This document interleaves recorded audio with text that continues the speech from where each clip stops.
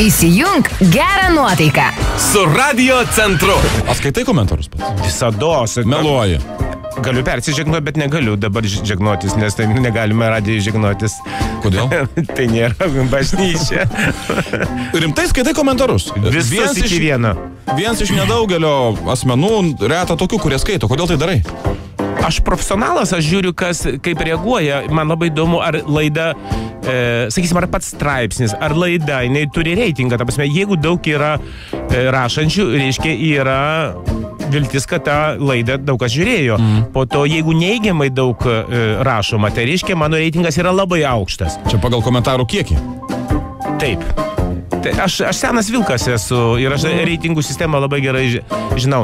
O esi pats parašęs komentarą? Na, Gyvenime, ne. Gyvenime taip, kiekvieną dieną, ne? Tiesiog man nekyla, nežinau, kartais, vieną kartą buvo Jūratės Onaitytės buvo jubiliejus, tai norėjau parašyti, bet neišdrįsau, nes aš labai gerbiu šitą aktorę ir dirbau su ją vienam spektaklyje. Tiesiog paprasčiausiai labai norėjau, bet kažkaip tai aš įsigandau, kad aš būsiu panašus į tos internatus, kurie rašo šitas ryžas P, šitas nuplikęs K, ten kas. Taip. Ir po to paimsi dar vidurinius pirštus man parodys. Bet negi nuo tavęs kaip vanduo nuo žąsies. Negi nebūna, kad kartai, žinai, skaitai, dieve tu mano, kaip noriu sutikti tą pilietį anonimą ir pasakyti jam porą žodžių į akis. Ne, man niekada nesinori sakyti į akis. Aš galvoju, kad viską, ką mes darom tikslingai.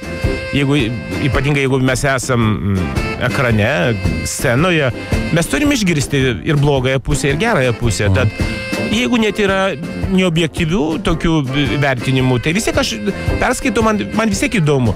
Labai daug rašo, aišku, vaikų 16-17 metų.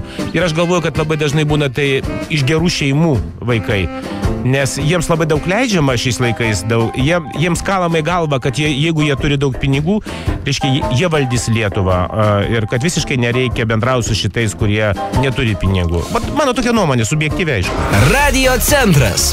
Linki jums geros nuotaikos.